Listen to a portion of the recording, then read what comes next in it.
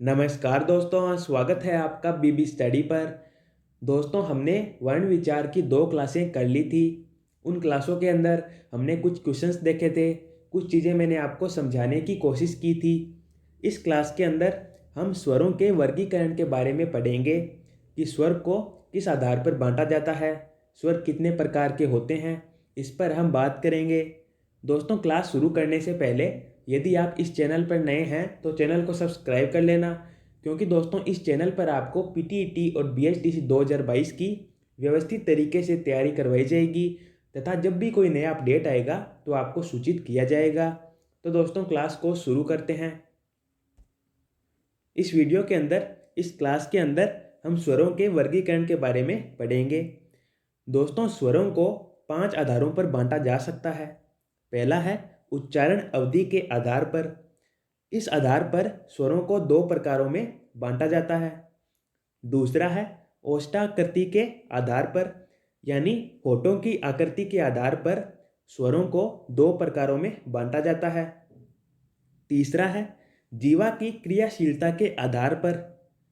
दोस्तों, जीवा की क्रियाशीलता के आधार पर स्वरों को 3 भागों में बांटा जाता है। चौथा है मुखाकृति के आधार पर। इस आधार पर स्वरों को 4 भागों में बांटा जाता है। पांचवा है नासिका के आधार पर, और नासिका के आधार पर स्वरों को 2 भागों में बांटा जाता है। हम सभी प्रकारों पर धीरे धीरे बात करेंगे, सब चीज़ें समझकर आगे बढ़ेंगे। चलते हैं दोस्तों पहले प्रकार की तरफ, उच्चारण अवधि के आधार पर। दोस्तों, उच्चारण अवधि के आधार पर स्वरों को 2 भागों में बांटा जाता है। पहला है लघु स्वर और दूसरा है दीर्घ स्वर।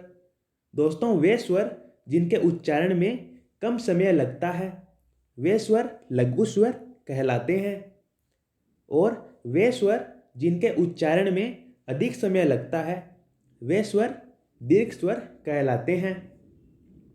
दोस्तों, लघु स्वरों की बात करें तो छोटी ई, छोटा ऊ और री, ये चारों लघु स्वरों के अंदर आते हैं। इन्हें ह्रस्व स्वर, मूल स्वर और एकमात्रिक स्वर भी कहते हैं। दोस्तों, दीर्घ स्वरों के अंदर आ, बड़ी ई, बड़ा ऊ, ए, ऐ, ओ और औ, ये सभी आते हैं। दीर्घ स्वरों को भी 2 भागों में बांटा जाता है। पहला होता है सजातीय दीर्घ स्वर। इनके अंदर आ, ई और ऊ, ये 3 स्वर आते हैं। और दूसरा होता है विजातीय दीर्घ स्वर। विजातीय दीर्घ स्वरों के अंदर ए, ऐ, ओ और औ आता है। दोस्तों, आ, ई और ऊ को सजातीय स्वर इसलिए कहते हैं क्योंकि दोस्तों ये लघु स्वरों के अंदर ए, ई और ऊ से समानता रखते हैं। तो इस प्रकार आपको समझ में आ रहा होगा। दोस्तों, दीर्घ स्वरों को संधि स्वर और द्विमात्रिक स्वर भी कहते हैं। इस प्रकार से उच्चारण अवधि के आधार पर स्वरों को 2 भागों में बांटा जाता है। चलते हैं दूसरे प्रकार की तरफ। दोस्तों, दूसरे प्रकार की तरफ चलने से पहले मैं आपको एक बात बता देता हूं कि पीटीईटी और बीएचटीसी के अंदर यहाँ से वर्ण विचार से कम 4 से 5 क्वेश्चन पक्के पूछे जाते हैं। तो आप ये टॉपिक अच्छे से तैयार कर लेना, जिससे आपके 4 से 5 क्वेश्चन पक्के तैयार हो जाएंगे। दूसरा प्रकार है ओष्ठाकृति के आधार पर। दोस्तों, ओष्ठाकृति के आधार पर स्वरों को 2 भागों में बांटा जाता है। पहला है वर्ताकार स्वर और दूसरा है अवर्ताकार स्वर। दोस्तों, वर्ताकार स्वर वे होते हैं जिनको बोलने पर होठों की आकृति वर्ताकार हो जाती है। इनके अंदर 4 स्वर आते हैं: छोटा ऊ, बड़ा ऊ, ओ और औ। इसके अलावा दूसरा प्रकार होता है अवर्ताकार स्वर। अवर्ताकार स्वरों के अंदर वे स्वर आते हैं जिनको बोलने पर होठों की आकृति वर्ताकार नहीं होती है। इनके अंदर ए, आ, ई, बड़ी ई, री, ए और ऐ आता है। इस प्रकार ओष्ठाकृति के आधार पर स्वरों को दो भागों में बांटा जाता है। मैंने आपको सब कुछ समझाने की कोशिश की है। आशा करता हूँ आपको सब कुछ समझ में आया होगा। उसके बाद में तीसरा प्रकार है जीवा की क्रियाशीलता के आधार पर स्वरों को तीन भागों में बांटा जाता है। दोस्तों, अब हम इन तीन भागों पर बात करते हैं। पहला होता है अग्रस्वर, दूसरा होता है मध्य स्वर, तीसरा होता है पश्च स्वर। दोस्तों, वे स्वर जिनके उच्चारण में जीवा या फिर जीभ का अगला भाग क्रियाशील होता है वे स्वर अग्रस्वर कहलाते हैं। इनके अंदर ई, बड़ी ई, री, ए और ऐ आता है। दूसरा होता है मध्य स्वर। वे स्वर जिनके उच्चारण में जीवा का मध्य भाग यानी बीच वाला भाग क्रियाशील होता है वे स्वर मध्य स्वर कहलाते हैं। दोस्तों, मध्य स्वर के अंदर सिर्फ एक ही स्वर होता है, वो होता है ए। जीवा की क्रियाशीलता के आधार पर तीसरा भेद होता है पश्च स्वर। वे स्वर जिनके उच्चारण में जीवा का पश्च भाग यानी पीछे वाला भाग क्रियाशील होता है वे स्वर पश्च स्वर कहलाते हैं। दोस्तों, इनके अंदर आ, छोटा ऊ, बड़ा ऊ, ओ और औ आता है। तो आपको समझ में आ रहा होगा। इस प्रकार हमने स्वरों के तीन विभाजन कर लिए हैं। दोस्तों, उसके बाद में स्वरों का चौथा विभाजन है मुखाकृति के आधार पर। दोस्तों, मुखाकृति के आधार पर स्वरों को चार भागों में बांटा जाता है। पहला होता है समर्थ स्वर, दूसरा होता है अर्धसमर्थ स्वर, तीसरा होता है विवर्त स्वर और चौथा होता है अर्धविवर्त स्वर।